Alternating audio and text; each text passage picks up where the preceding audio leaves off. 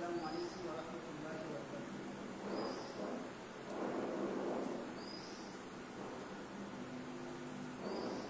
আউযু বিল্লাহি মিনাশ শাইতানির রাজীম।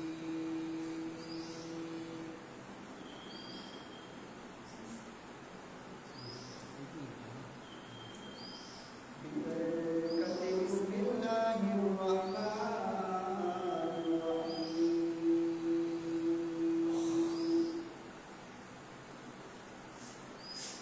আলহামদুলিল্লাহি রাব্বিল আলামিন ওয়াল আকিবাতু লিল মুত্তাকিন।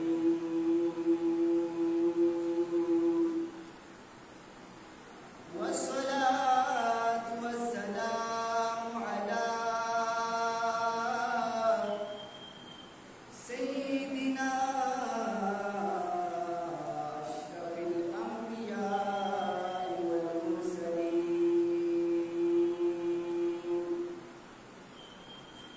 وعلى آله وأصحابه وأزواجه وذريته وعلماء أهل سنته وشهداء محبته كلهم أجمعين. إن الله وملائكته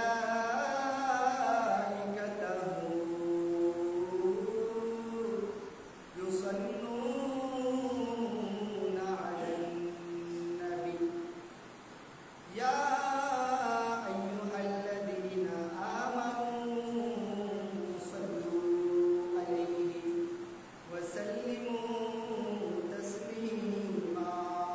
صلى الله على سيدنا محمد وآله وأصحابه وبارك وسلم. صلاة يا رسول عليكم سلام يا حبيب الله يا رسول الله انظر حالنا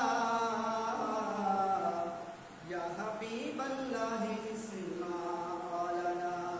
صلاة يا رسول الله عليكم سلام يا حبيب الله. بسم الله الرحمن الرحيم. قال الله تعالى في القرآن المجيد والفرقان الحميد فإذا عزمت فتوكل على الله إن الله يحب المتوكلين.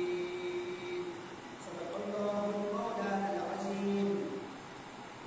قال رسول الله صلى الله عليه وسلم يا علي ثلاث لا تؤخرها الصلاة إذا أنت والجنازة إذا حضرت والأيام إذا وجدت لها سلطان.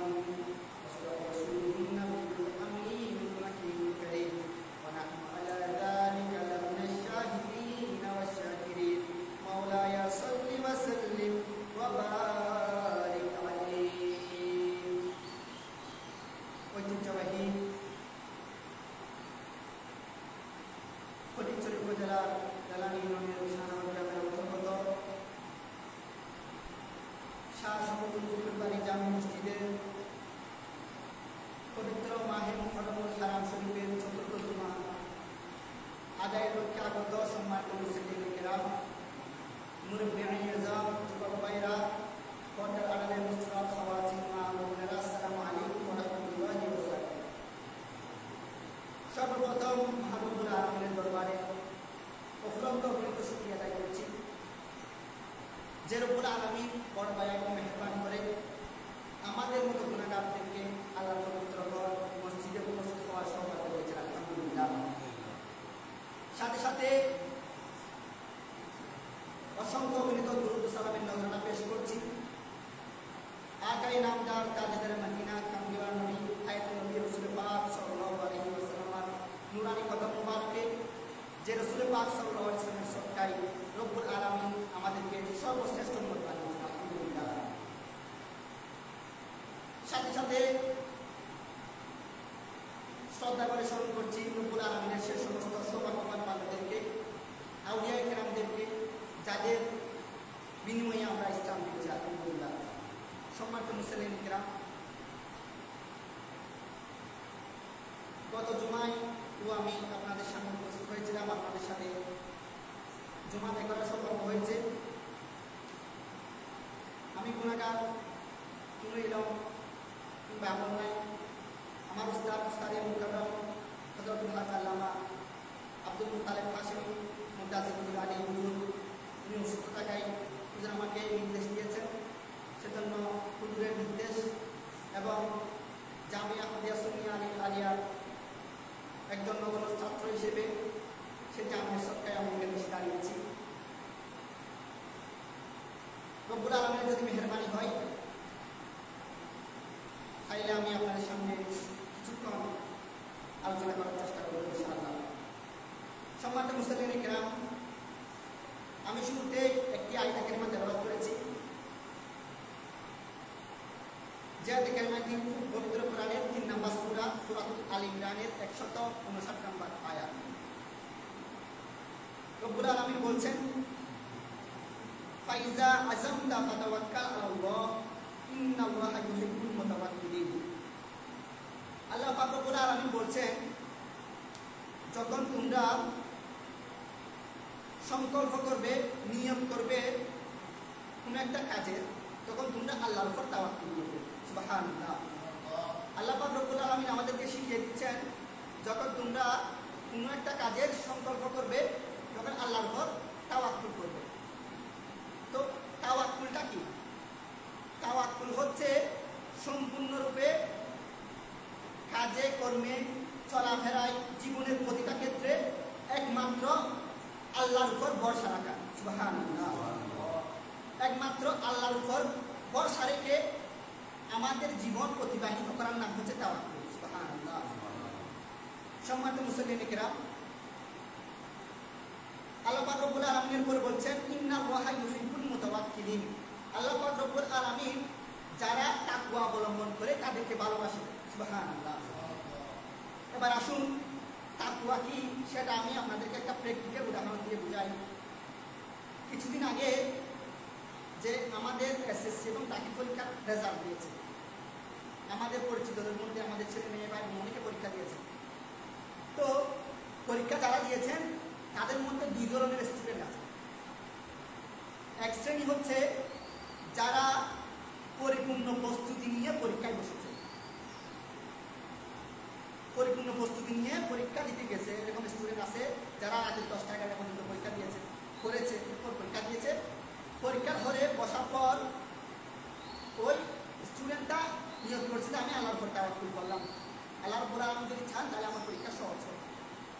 আর একটা শ্রেণী যাদের সাথে বইয়ের কোনো সম্পর্ক নাই, যাদের সাথে বইয়ের কোনো সম্পর্ক নাই, পরীক্ষার আগের দিন সে গেছে খেলার মাঠে আত্মীয় স্বজনের বাসায় বেড়াতে, সেই পরীক্ষায় বসার পর সে বলছে আমি আল্লাহর উপর তাওয়াক্কুল করলাম, আল্লাহ ছেলে আমি পাস করবো। মূলত সে দেখবে পাশের কোন থেকে দেখে লিখবে। এখন আপনারা বলুন এখানে কোন তাওয়াক্কুলটা আল্লাহ কবুল করবেন? আল্লাহ পাক রব্বুল আলামিন ওই তাওয়াক্কুল কবুল করবেন যে ব্যক্তি চেষ্টা করেছে, আগে প্রস্তুতি নিয়েছে, তারপর আল্লাহর উপর তাওয়াক্কুল করেছে। মূলত যদি প্রস্তুতি না নিয়ে আল্লাহর উপর তাওয়াক্কুল করে কোনো কাজ হবে না। কারণ আল্লাহ পাক রব্বুল আলামিন বলছেন তোমরা কোনো কাজের নিয়ত করবে, নিয়ত করতে হবে, তারপর ওই কাজের জন্য প্রস্তুতি নিতে হবে। এরপর যদি আমায় আল্লাহর উপর ভরসা রাখো আমি তোমাকে অবশ্যই কামিয়াব দান করব। সুবহানাল্লাহ। আমার রাসূল পাক সাল্লাল্লাহু আলাইহি ওয়াসাল্লাম হাদিসে পাকের মধ্যে তাওয়াক্কুলের উদাহরণ দিতে গিয়ে খুব সুন্দরভাবে বলেছেন। রাসূল পাক সাল্লাল্লাহু আলাইহি ওয়াসাল্লাম বলেছেন তোমার উটের রশিটা আগে বাঁধো, উটের রশি বাঁধার পর তুমি আল্লাহর উপর ভরসা করবে। যে আমি উটের রশিটা আগে বাঁধলাম, তারপর আমি ভরসা করলাম যে আমার উট আল্লাহ যদি চাহেন তাহলে আমার উট এখানে থাকবে, কোথাও যাবে না। আর যদি রশি না বাঁধে যদি আমি আল্লাহর উপর ভরসা করি যে আমার কোথাও যাবে না, তাহলে হবে?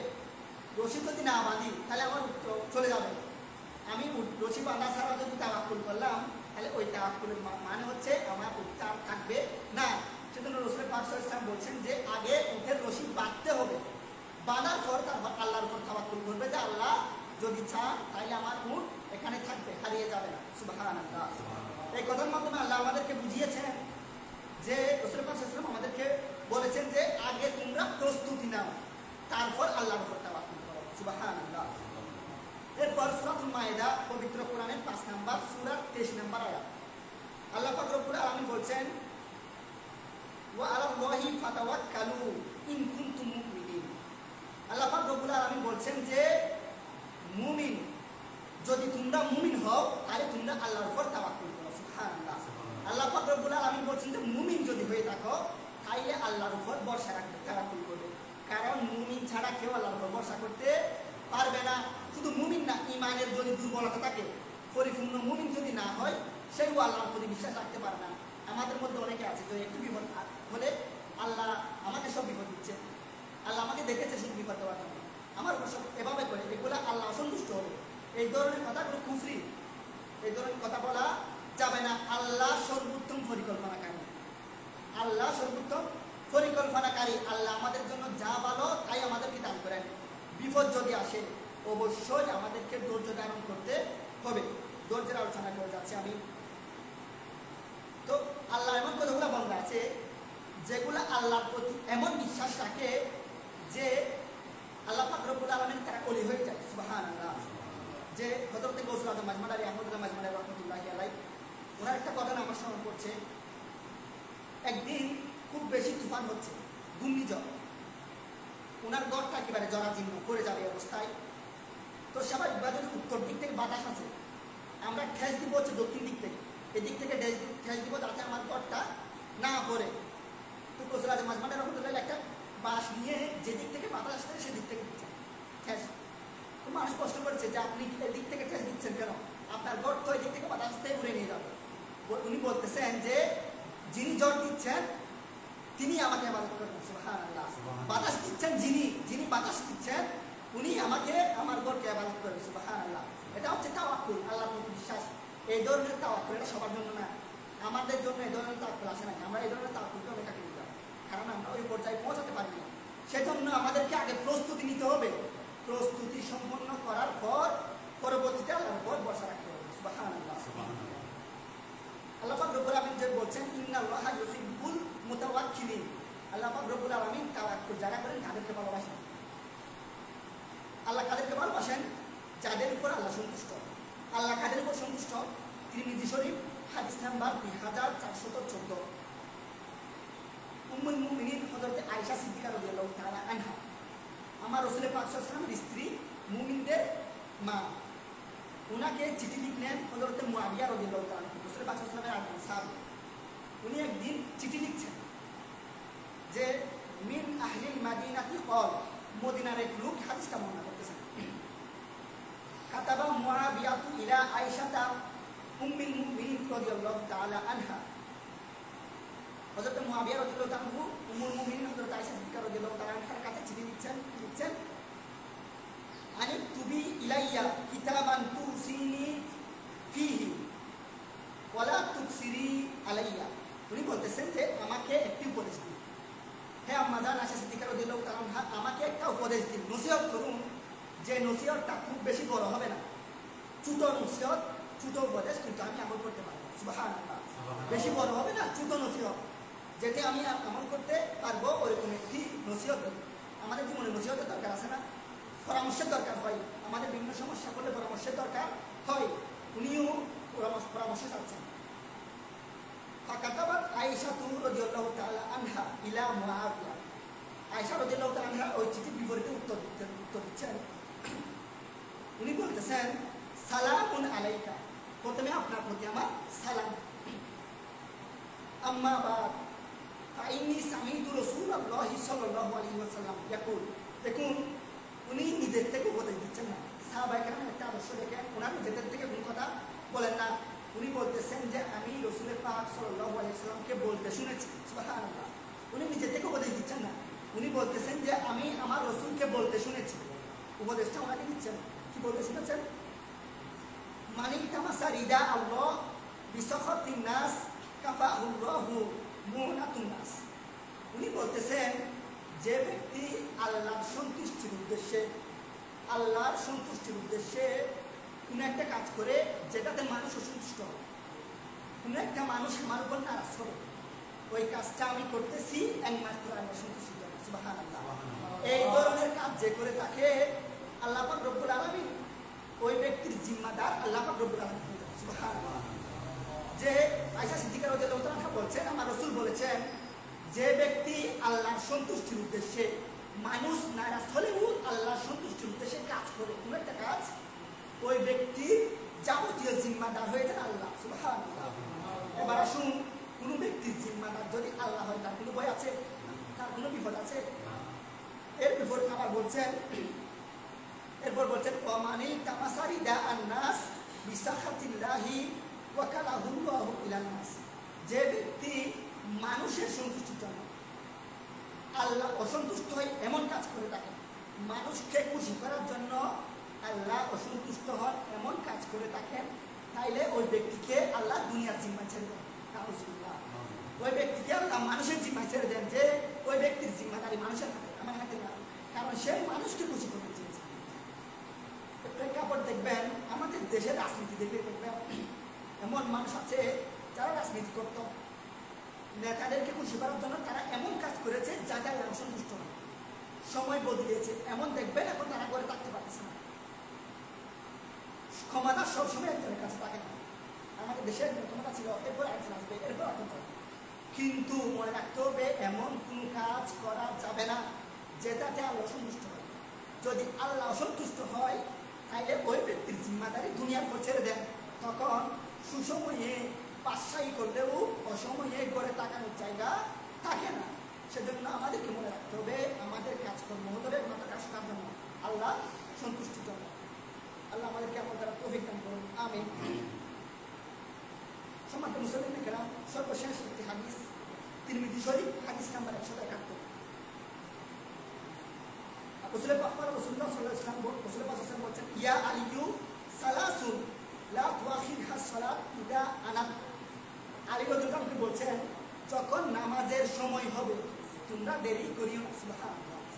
যদি নামাজের সময় হয় তাহলে দেরি করিও না। দুঃখের বিষয়, আমাদের মধ্যে দেখা যায় আজান দিয়েছে, একটু পর যাবো, একটু পর করবো, একটু পর করতে করতে আসর মাগরিব হয়ে গেছে, মাগরিব পেশা হয়ে যাবে, আসর জুমার থেকে আসর হয়ে যাচ্ছে, আমাদের খবর না। আমি আজকে বেড়াইতে গেছি, নামাজ পড়বো না। এই জিনিসটা মা বোনদের মধ্যে বেশি দেখা যায়, যে মা বোনরা কোনো একটা বিয়ে শাদী দিচ্ছে, এক সপ্তাহের জন্য নামাজ শেষ। নাউজুবিল্লাহ। মনে রাখতে হবে যে ব্যক্তি ইচ্ছাকৃতভাবে এক ওয়াক্ত নামাজ তরক করলো, সে কাফেরা যে কাজ করে ওই কাজ করলো। নাউজুবিল্লাহ। অর্থাৎ কাফেরের কাজ খালি তো নামাজ পড়ে না, ইচ্ছাকৃতভাবে নামাজ তরক করা মানে দিনকে তরক করা। নাউজুবিল্লাহ। সুতরাং ইচ্ছাকৃতভাবে কোনো অবস্থায় নামাজ তরক করা যাবে না। রাসূলুল্লাহ বলছেন যদি নামাজের সময় হয় তাইলে অবশ্যই নামাজ পড়বে। যে কেমনে নামাজ এটা মামুলি জিনিসটা। কারবালার ময়দানে হযরত ইমাম হুসাইন রাদিয়াল্লাহু তাআলা শেষ মুহূর্তে উনি জীবন চলে যাবে, উনি ওই মুহূর্তে নামাজ পড়ে ওনার সমস্ত শরীর তীরে নেজা মরলমে জাল জাল হয়ে আছে, ওই অবস্থায় উনি নামাজ ছাড়েন না। ওনাকে যখন সীমা জবে করার জন্য, শহীদ করার জন্য বলছে আমাকে একটু সময় দাও, এখন জুহরের ওয়াক্ত হচ্ছে, জুমার ওয়াক্ত, চারিদিকে আজান হচ্ছে, আমি তো কোনো নামাজ খাতা করি, আমাকে একটু সুযোগ দাও, আমি একটু টাইম করে আমি একটু নামাজটা হিসাবে ধরে আদায় করি। সুবহানাল্লাহ। উনার ওই মুহূর্তে নামাজ পড়স না, উনার সমস্ত শরীরের রক্ত, উনি উম্মতদেরকে শিক্ষা দিচ্ছেন, হে আমার নামাজের উম্মত, দেখো আমার চেয়ে এই মুহূর্তের বেশি কষ্ট কি আছে, এই মুহূর্তের অন্তিম মুহূর্তে কি আছে, আমি এই মুহূর্তে শাহাদাত বরণ করবো, আমি এই মুহূর্তেও নামাজ তরক করছি না, তোমরা কেমনে আমার এসে নামাজ করছো? আল্লাহ পাক রব্বুল আলামিন বলছেন আমাদেরকে বিসমিল্লাহির রহমানির রহিম, ইয়া আইয়ুহাল্লাযীনা আমানু ইসতাঈনু বিস-সাবরি ওয়াস-সালাহ ইন্নাল্লাহা মা'আস-সাবিরিন। আল্লাহ পাক রব্বুল আলামিন বলছেন যে হে ইমানদারগণ, তোমরা ধৈর্য এবং নামাজের মাধ্যমে আমি আল্লাহর কাছে সাহায্য চাও। সুবহানাল্লাহ। ইসতাঈনু বিস-সাবরি, ধৈর্য এবং নামাজ যদি সাহায্য চাও, ইন্নাল্লাহা মা'আস-সাবিরিন, নিশ্চয় আল্লাহ ধৈর্য ধারণকারীদের অন্তর্ভুক্ত। আমাদের সাথে আছেন। সুবহানাল্লাহ। এই আয়াতে সর্বোৎকৃষ্ট দৃষ্টান্ত হচ্ছে ইমাম হুসাইন রাদিয়াল্লাহু তাআলা। কারবালার ময়দানে ওনার তাওয়াক্কুল কেমন ছিল, এমন সময় জীবন চলে যাবে ওই মুহূর্তে নামাজ ছাড়ে নাই, ধৈর্য ধরেছেন। উনি চাইলে তো ওখান থেকে চলে আসতে পারতেন, আল্লাহর কাছে দোয়া করতে পারেন, আল্লাহ আমাকে এই মুহূর্ত থেকে রক্ষা করো। দোয়া করেছেন? করেন নাই। ইসলামের জন্য নিজের জীবন উৎসর্গ করে দিয়েছেন, ধৈর্য ধারণ করেছেন এবং নামাজ পড়েছেন, এবং সেজন্য আমার আল্লাহ ইমাম হুসাইনের সাথে আছেন। সুবহানাল্লাহ। ধৈর্য এবং নামাজের মাধ্যমে যে ব্যক্তি আমি আল্লাহর কাছে সাহায্য চাইবে, ইন্নাল্লাহা মা'আস সাবিরিন, নিশ্চয়ই আল্লাহ ধৈর্য ধারণকারীদের সাথে আছেন। সুবহানাল্লাহ। একটু লক্ষ্য করুন, এই আয়াতের শুরুতে আল্লাহ পাক রব্বুল আলামিন বলেছেন ইয়া আইয়ুহাল্লাযীনা আমানু, ঈমানদারদেরকে বলছেন। তারপর বলেছেন ধৈর্য এবং নামাজের কথা, কারণ ঈমানদার সারা সময় ধৈর্য ধারণ করতে পারবে না। ঈমান না থাকলে আমাকে একটা মেরেছে, আমি এটা মারবো, আমার একটা ক্ষতি করেছে, আমি দুইটা ক্ষতি করবো, কারণ ধৈর্য ধরতে পারবে না। যদি ঈমানদার হয় সব প্রকার ছেড়ে দেবে আল্লাহর উপর। নিশ্চয় আল্লাহ দেখেছেন, আল্লাহ শুনেছেন, তিনি উত্তম পরিকল্পনাকারী। এই কথাগুলো হচ্ছে ঈমানদারের কথা। আর ঈমান যদি দুর্বল হয় তাহলে বলে আল্লাহ আমাকে দেখেছে, আল্লাহ আমাকে সব বিপদ দিয়েছে, এই ধরনের কথা। রব্বুল আলামিন আমাদেরকে ধৈর্য ধারণ করার তৌফিক দান করুন, নামাজ পড়ার তৌফিক দান করুন, আমিন। এরপর বলতেছেন ওয়াল জানাজাতু ইযা হাদারাত, যদি জানাজা উপস্থিত হয়, জানাজার নামাজে জানাজা উপস্থিত হলে তোমরা দেরি করিও না। ময়ূর যখন মৃত্যুবরণ করবে তাড়াতাড়ি দাফন সম্পন্ন করো। এখন তো আমরা ফ্রিজারে নেই, আমরা বড় বড় ফ্রিজারে নেই ঢুকাই দিতেছি, অথচ ময়ূরের পানি বেশি ঠান্ডা করতে নিষেধ করা হয়েছে, ঠান্ডা লাগবে। বেশি গরম করতে নিষেধ করা হয়েছে, গরম লাগবে, গরম পানিটা হয়ে যাবে। সেজন্য বলেছে কুসুম গরম জল আমাদেরকে, কারণ রু যখন বের হয়ে যায় তখন ওই শরীরটা এমনভাবে ব্যথা হয়ে যায়, একটা মাছি যদি বসে একটা পাহাড় বসার সময় হয়। সেজন্য বলেছে যে যখন গোসল দাও তখন কুসুম গরম দাও, কুসুম গরম জল, যেন ময়ূরের কষ্ট না হয়। এখন তো আমরা পুরো বডিটা ফ্রিজের মধ্যে ঢুকাই, 2 দিন 3 দিন খবর নাই আমাদের। ময়ূরের কি অবস্থা হচ্ছে, কি করুন অবস্থা ময়ূরের হচ্ছে, আল্লাহ ভালো জানেন। সেজন্য রাসূল পাক সাল্লাল্লাহু আলাইহি ওয়াসাল্লাম বলছেন যদি ময়ূর মৃত্যুবরণ করে তোমরা দ্রুত কাফন দাফনের ব্যবস্থা করো। দ্রুত মানে যতটুকু খবর করতে সময় লাগবে, যে গোসল দেওয়ার জন্য যতটুকু সময় লাগবে ততটুকু সময় ধৈর্য ধারণ করতে হবে। এতটুকু সময় হয়ে গেলে তোমরা তাকে দাফন কাজ সম্পন্ন করো। সর্বশেষ বলছেন ওয়াল আইয়িমু ইযা ওয়াজাদতা লাহা উযওয়া, পাত্র এবং পাত্রী উপযুক্ত হলে, উপযুক্ত পাত্র পাত্রী পেলে তাদেরকে বিয়ের বন্দোবস্ত করো। সুবহানাল্লাহ। এখন তো আমাদের সময় দেখা যায় ছেলে আর একটু প্রতিষ্ঠিত হোক, মেয়ে একটু পড়াশোনা করুক, পরে বিয়ে দেবে। এই পড়াশোনা করতে গিয়ে দেখা যায় যে তারা এমন গুনাহের কাজ করছে, এগুলার দায়ভার মা এবং বাবাকে নিতে হবে। কারণ রাসূল পাক সাল্লাল্লাহু আলাইহি ওয়াসাল্লাম বলছেন সন্তান উপযুক্ত হলে বিয়ের ব্যবস্থা করো। এখন আমরা তো আর একটু নিজের পায়ে দাঁড়াই, ছেলে এখন নিজের পায়ে দাঁড়ায়। তো আমার প্রশ্ন হচ্ছে কার পায়ে দাঁড়াইছে? সে কার পায়ে নাই, স্ত্রীকে ইনকাম করে খাওয়ানোর মতো সামর্থ্য রাখছে, তাকে বিয়ের ব্যবস্থা করতে হবে। যদি বিয়েতে বিলম্ব হয়, বিলম্ব হওয়ার কারণে ছেলে এবং মেয়ে যদি কোনো কারণে গুনাহে লিপ্ত হয়, তাইলে ওই গুনাহের পার তার মা বাবা, তার সমাজ, তার পরিবেশ। সেজন্য আমাদের পাত্র পাত্রী যখন উপযুক্ত হবে তখন আমাদেরকে বিয়ের বন্দোবস্ত করতে হবে। সুবহানাল্লাহ। সম্মানিত মুসলিম ইকরাম, এই হাদিস থেকে 3টি শিক্ষা। একটা হচ্ছে সময় মতো নামাজ পড়তে হবে। 3 নম্বর হচ্ছে ময়ূর যখন মৃত্যুবরণ করবে তাকে দ্রুত দাফন এবং কাফনের ব্যবস্থা করতে হবে। সর্বশেষ হচ্ছে পাত্র এবং পাত্রী যদি উপযুক্ত হয় তাদেরকে বিয়ের ব্যবস্থা করতে হবে।